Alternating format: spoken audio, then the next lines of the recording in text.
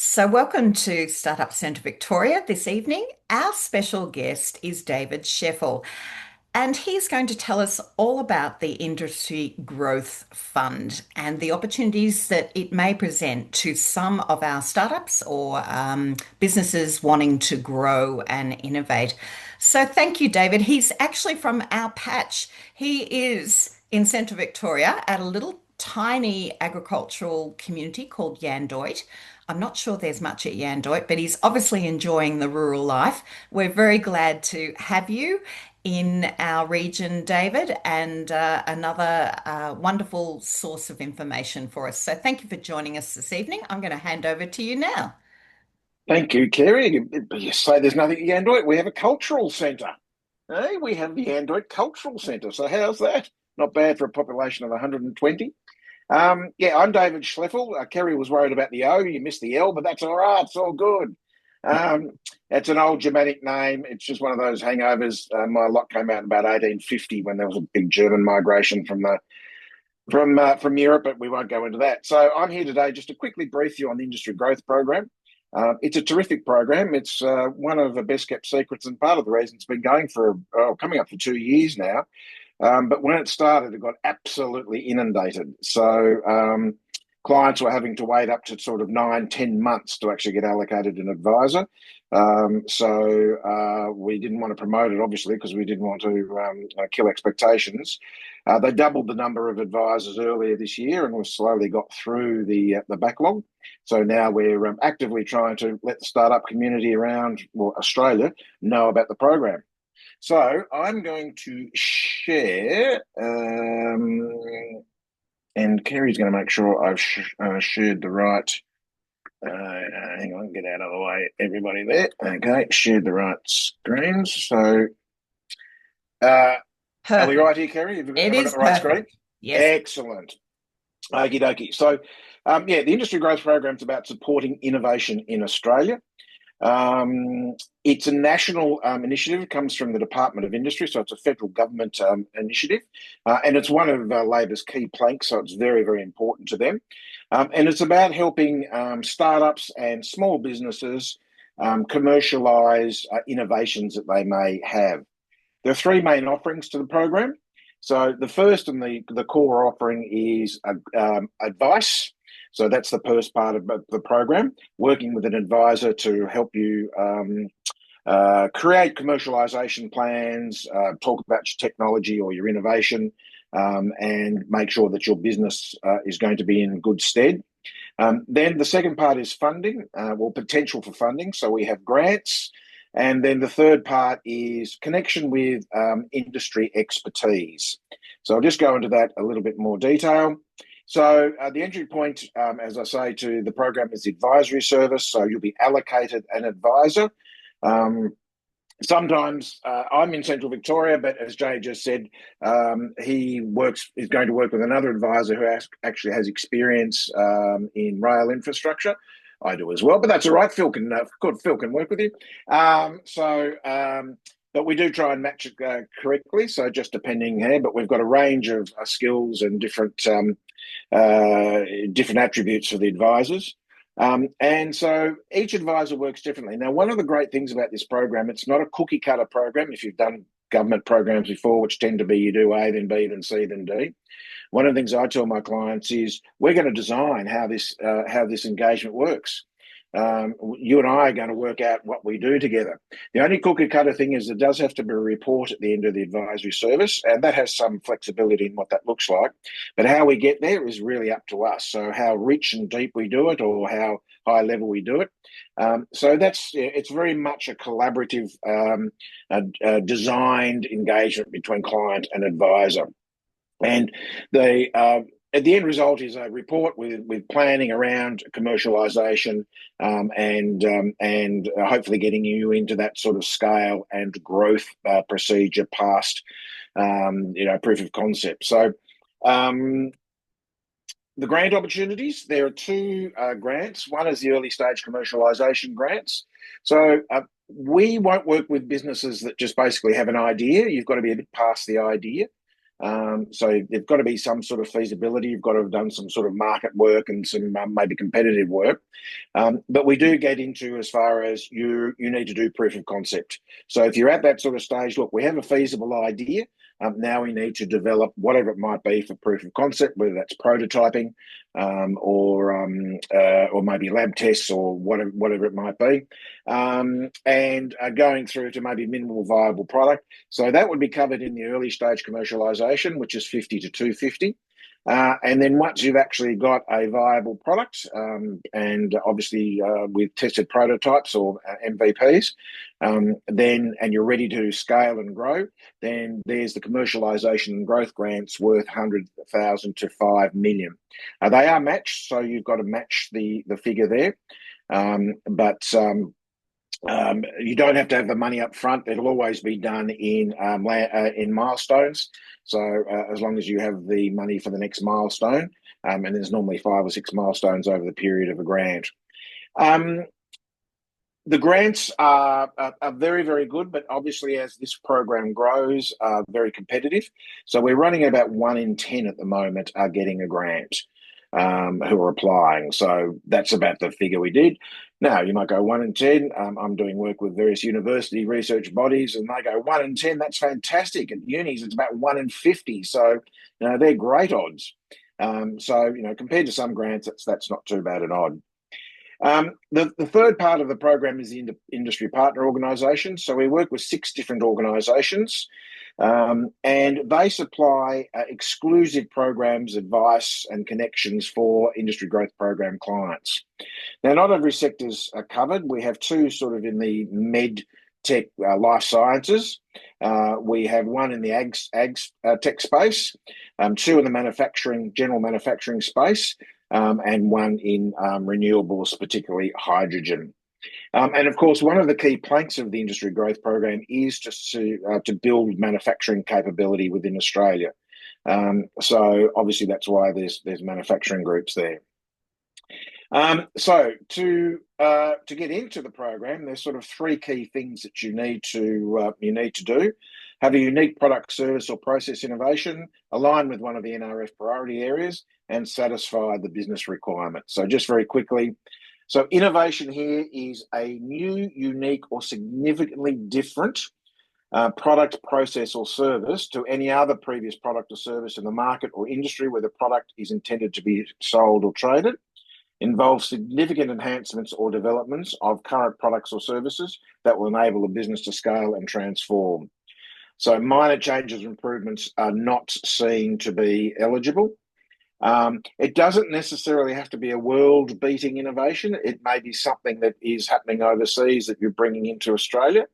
But don't forget, it's products and processes as well as service. So sometimes it's not necessarily an individual product, but it's a process and how you're doing it. I've got several clients who have got a product that already exists, but it's exactly how they're using them and the process they're using them in the industry that is seen to be innovative.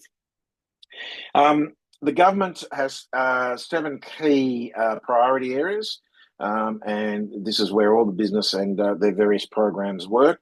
And they are value add in agriculture, forestry, and fisheries, transport, which is where Jay got in, medical science, renewables and low energy technicians, value add in resources, defence capabilities, and this sort of grab catch-all called enabling capabilities.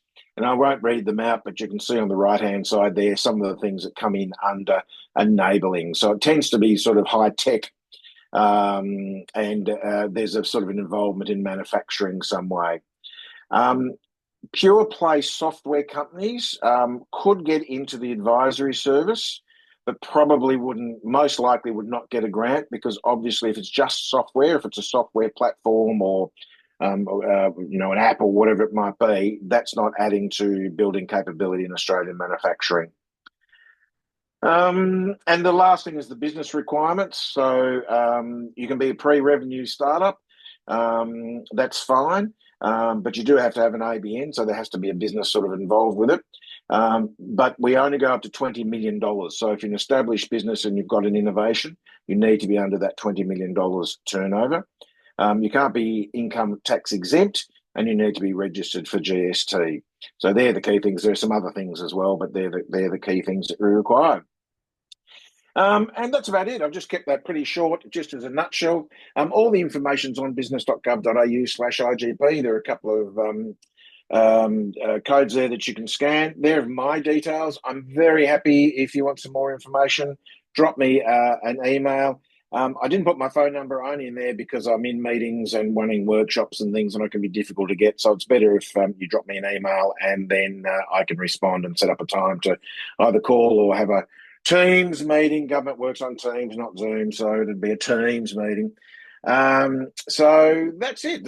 Pretty much in a nutshell. It's a great program for clients. Jay's going to get a lot of great benefit out of it. I'll just say a lot of businesses come in for the money, but they actually leave very happy with the advisory service because don't want to blow my own trumpet, but people like Phil. Phil's had an international career across a number of sectors, and we've got many people like him. So, really good advisor network. We're not public servants; we're contractors. We're people who come from industry and have worked in this space for many, many years and have a lot of expertise. So, you can be sure that the advisory service is worthwhile. So, Kerry, I'll stop the share and chuck it back over to you for any questions. No, that was fantastic. Thanks, David, and so concise and got to the point. And I think you answered a few key questions for people in the room as you went. Look, while everyone's thinking about their questions, Jay, can I throw to you just to talk about what attracted you to the program and what was the application process like? I know you're very early stages, but give us a hint into how difficult it is to get to that point. Yeah, I was introduced to Ian Henderson at the Startup Central Big showcase event, actually. That's where I first learned about the industry growth program. Back then, I was still very, very early stages for Rampy. I only had kind of like a scale prototype. There was nothing full size, anything like that. So I felt like it was too early, really, to apply for the program back then in May. I've since made a lot more technological progress on Rampy and felt like the time was much better now to be applying for it. So the nice thing about grants is, especially in the startup space, is it's non-dilutive funding at the end of the day for your startup. So if you were to take outside investment, usually that means they also take a piece of your company, whereas grants are a much better way to get funded in that early stage without diluting your own equity in the company. So huge plus if you get grants early on as a startup. But there are other great reasons to be involved in the industry growth program, especially they're so tightly linked with government. Rampy is going to have a lot of government customers, so being involved with the government very early on, making those connections with government is really important for Rampy as well. So another good reason to be even just going through the advisory service is going to be great for that reason as well. Hopefully, it does mean that I'll get grant opportunities as well from there, but I'll have to get through the initial step first, which is only happened 2 weeks ago. So I'm very fresh in my mind what happened there with the application. So the actual process of applying, is that Yeah, difficult? Is it? no, really easy. You will you'll need to sign up for the grants portal on the business.gov.au. Once you're in the portal, you create a new application. They ask you a bunch of questions, but you can save all your answers as you go. I actually started mine way back in May of 2024, and when I went to open it, it was still there. All some of the stuff was all filled out, so you can really take the time you need. If you're not ready, you get so far and you realize, you know what, I don't think I can complete this application yet, or you don't like your chances based on some of the questions they're asking, you can just pause and come back at a later date. So very, very easy to do. They really walk you through it. My one recommendation would be to really make sure you're linking how your business is supporting the National Reconstruction Fund and those key areas. If you can do that, if it really is on the path to where you're going anyway, it shouldn't be too difficult. But I found the application process very straightforward. Fantastic. There's nothing like, Kerry, could I just yeah. quickly, just so everybody knows, so from the application process, the application submitted, obviously, then we have a customer service manager who is a public servant, but our customer service managers are experienced. They're very, very knowledgeable. They will look at the application. If it obviously ticks all the boxes, they will let it through. We are trying to get clients in, not keep clients out. Sometimes you have government programs that try and keep they want to minimise it. We're trying to get them in. If there are any questions, they will come back to you and ask for clarification, ask for more proof. And the two things, as Jay said, that the first thing they want is the NRF, but that should be fairly obvious. But the thing will be around the innovation. And they're prepared to go backwards and forwards quite a few times until they're convinced one way or the other whether it's correct and eligible, and they will give a ruling.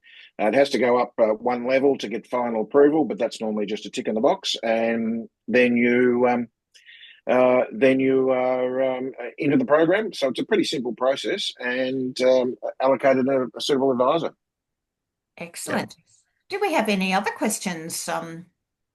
Or just two other things, that the whole process, once you hit submit, it only took a few weeks to get an answer on whether or not you got approved to the advisory service. So it was actually pretty quick. At least right now, it was pretty quick.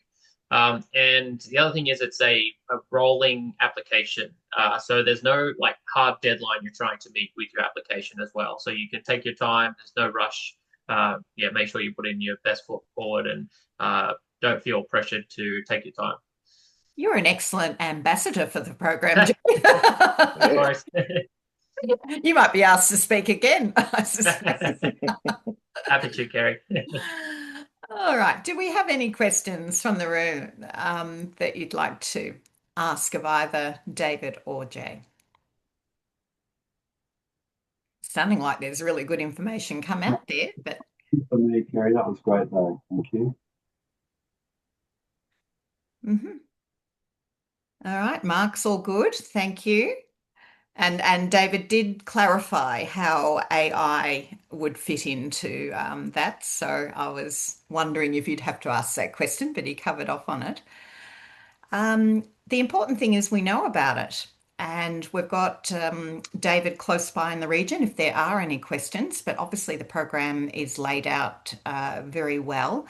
And it's alerting people that may be eligible and could benefit from this that we need to send out through our networks. And it may be people that are here tonight, or it could be someone that we know or come across in our travels. So it's really good to know it's working. You probably did say it, David, but the mentoring advisory service, is it a number of hours or a number? How do you define the start and finish of that service? As I said, I design it with the client to see what we're going to do. So look, everybody works differently. The way I like this, there are two stages. There's a discovery phase and the implementation phase. Because you can't apply for a grant until you get that report.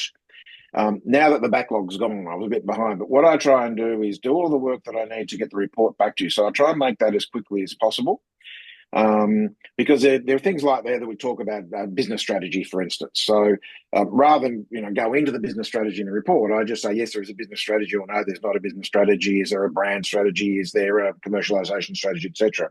And then if that work needs to be done, then we do that in implementation so that you can get on and get with the grant if you want to do so. We're just because of the number of clients we need to deal with, we're a little bit restricted in how much deep work we can do. But what I tend to say with clients, we can start sort of 3 different topics. So it might be business strategy, commercialization strategy, brand strategy, for instance. The objective I am is trying to build capability so that we won't necessarily finish each of those, but give you the confidence to say, yes, I can finish the work that we've started with David. And I'm always here to work with you. As far as engagement itself, it's a 12-month engagement, but that's 12 months from the date of the report. So the discovery is sort of your minus time. And then once the report goes in as finalised, and that's actually when the 12 months start. So you have 12 months that you can work with the advisor. So as I said, that's the way I work. Not every advisor works that way. Some of them like to do that value add work before they do the report. So again, that's the beauty of it. We all work to our strengths. But you have 12 months to do that work. We're always available for a chat. We're always available if you've got questions. We're always available, to chew the fat, etc. And indeed, so we have 12 months to do the actual any value add work. but we can continue to talk to clients and give them advice, etc. After the 12 months. As far as the grant goes, though, you can apply for the grant anytime in the life of the program. What's that life? It's as good as mine. But certainly it is a key Labor program. So I would imagine as long as they are in government, this program would stay. Having said that, I believe in the last election, it was a bipartisan support for the program. So I believe the Liberals would have continued it. But you're never quite sure when new governments come in. But anyway, I'll leave that for you. Having said that, you probably wouldn't want to wait 4 years to apply for the grant anyway, because you'd be a totally different business. So you'd probably want to get into it, within 12 months. No, that's great. They'll probably give it a new name. That's what usually happens. That is exactly what usually happens. Yes, I've been through that.